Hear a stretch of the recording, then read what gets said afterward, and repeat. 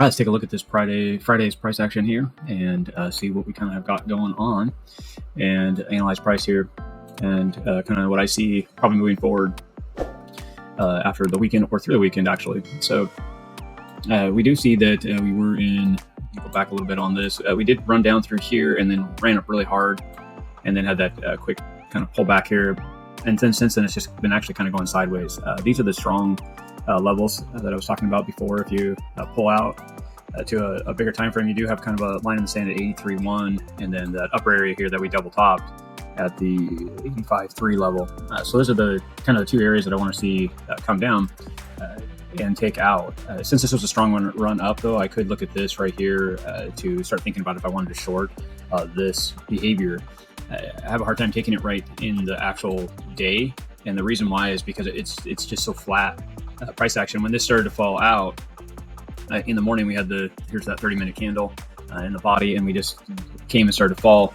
If I was in a short, and you can see that it came back and tested it and then tried again, but yet it held.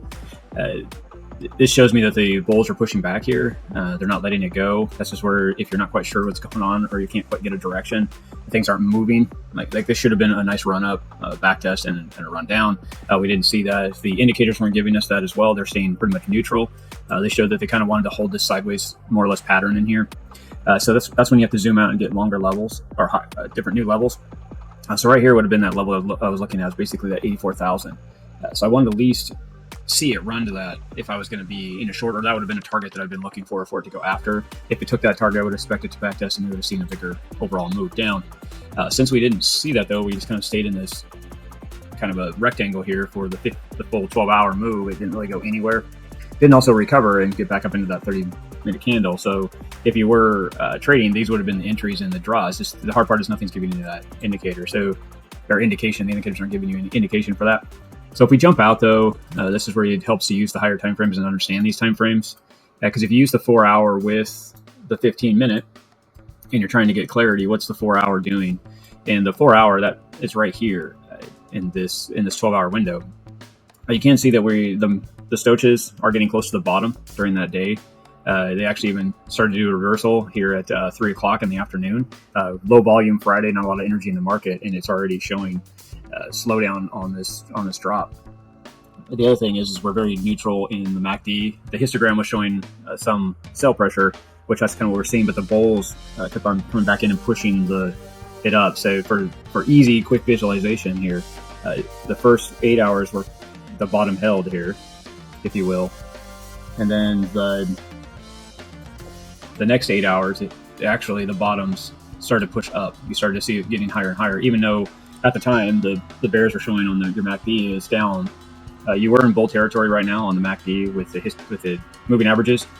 Now the slow moving average is below the longer term moving average.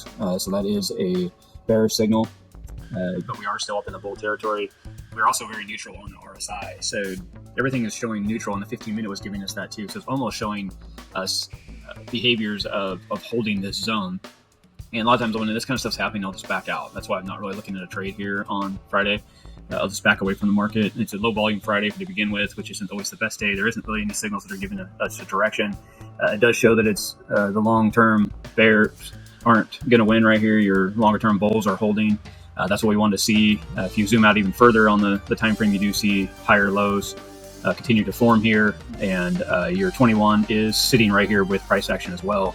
Looks like we're actually going to turn, and which brings me out to the daily. And I'm going to go ahead and actually look at my 22 hour. 22 hour actually feeds typically into your daily, so it kind of front runs the daily, if you will. So if we look at the daily, you can see here's the day here. We did have so 2 days before the end of the Friday, so beginning of the Friday and Thursday here, you can see us actually showing a rotation. And Friday, we actually started to have this thing turn on us. So the daily is continued to show bulls in charge and push. So then if we go down to our 22 hour here, and you want to look at kind of what's going to happen going forward with that daily, you do have your 21 coming, already showing the turn and pushing price action. So it's coming up underneath price action. You have that same pattern here, which that's what you can actually see a bull flag I have drawn on the 22 hour, which I'm really looking at this to be the daily. And I show it very strong for this to push out of this area and run up here. would be a very strong pattern that we're sitting in. And you do see the 21 coming up. It's already crossed through the moving averages here on our color change. I do expect the color change to actually show a change, which would bleed it back out to our daily, and would show these also close up. The reason why I like using the 22-hour the daily is by the time the daily does what I just talked about, it could already be all the way up to here, up in this area in trading, and you would have missed the opportunity that you see right here that you could get into when it's going to run. So that's the reason why I use the 22-hour.